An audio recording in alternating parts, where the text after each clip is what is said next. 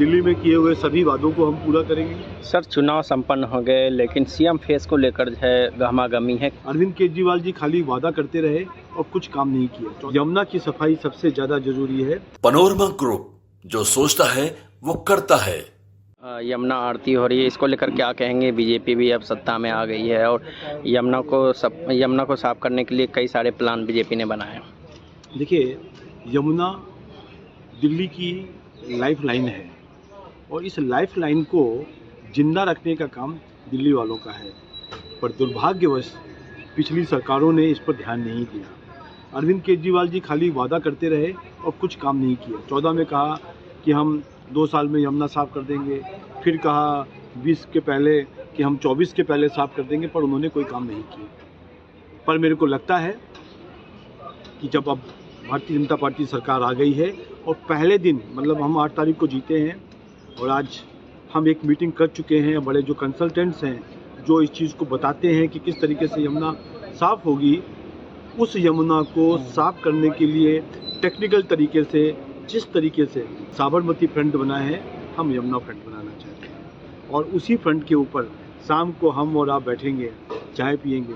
जो आज गंदी यमुना दिखाई दे रही है वो एक स्वच्छ यमुना दिखाई देगी, ऐसा हमारा वादा है। सर, चुनाव में अरविंद केजरीवाल ने कहा कि यमुना कोई मुद्दा नहीं है, लेकिन यमुना एक ऐसा मुद्दा उभर कर आया जो चुनाव को पूरी तरीके से पलट दिया। जब हमने कहा आपको कि यमुना लाइफलाइन है, यदि यमुना लाइफलाइन है दिल्ली वालों की, तो मुद्दा तो है ही है।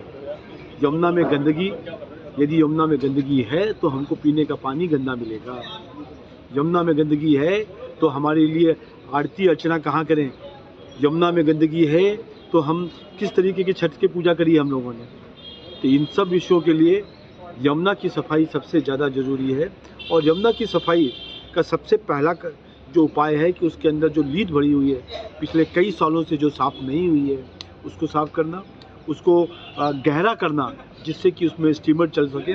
इस सब चीज़ों के ऑप्शन दिखाई दिए हैं, कंसल्टेंट्स ने बताए हैं। हम उसको जल्दी ही अपनी सरकार आने तैयार होने के बाद इस चीज़ को ज़मीन पर दिखाएंगे। क्या आने वाले समय में जो छठ व्रतियाँ हैं अच्छे से छठ पूजा कर सकेगी यमुना नदी के मेरा तट वादा पे? है 3 साल के अंदर, क्योंकि ये बड़ा प्रोजेक्ट होता है सफाई करना और उसको चलाना, 3 साल के अंदर हम यमुना को स्वच्छ करेंगे। छठ के साथ दिवाली आरती और होली आरती भी हम अच्छी तरीके से निभाएंगे, करेंगे। सर, चुनाव संपन्न हो गए लेकिन सीएम फेस को लेकर जो है गहमागहमी है। कौन आखिर सीएम चेहरा लेकर कई नाम चर्चा में चल रहा है। भारतीय जनता पार्टी का हर व्यक्ति सीएम के तरीके का है। 16 तारीख को ऐसा लग रहा है कि बैठक होगी और उसमें नाम आगे आएगा।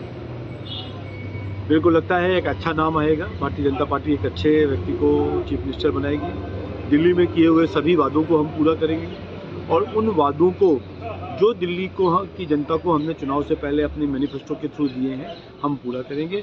उसके लिए जो भी व्यक्ति का नाम आएगा वो पार्टी के लिए काम करेगा। सर, आम आदमी पार्टी आज ये आरोप लगा रही है आती से मार लेना कि जब से बीजेपी सत्ता में आई है 9 फरवरी से ही पूरे दिल्ली में जो पॉश इलाके वहाँ पावर कट लगने शुरू हो गए हैं, 4-4 घंटे 5-5 घंटे के।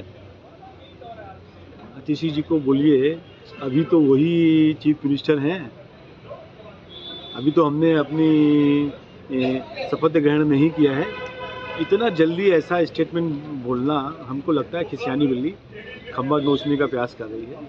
जो कट लगे हैं वहाँ का एक ट्रांसफार्मर ख़राब था और उसको ठीक कर लिया गया है और इस तरीके की राजनीति आतिशी जी ना करें, कम से कम आतिशी जी ना करें, क्योंकि वो तो जीती हुई हैं और उनको मालूम है कि किस तरीके से किस कारण से ये कट लगे हैं।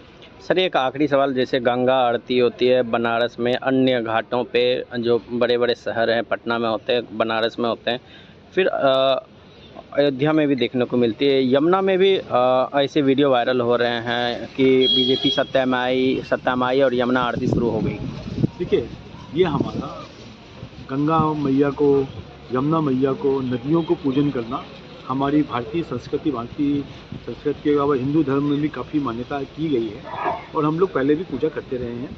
और जब जीत होती है तो कहीं ना कहीं दिया जलाते हैं। तो हमने यमुना पे यदि आरती करी है तो ये हमारे खून में है और उस खून के कारण, उस खून में, उस हिंदुत्व के कारण ये सब चीज़ें हो रही हैं। इसमें कोई नई बात नहीं है।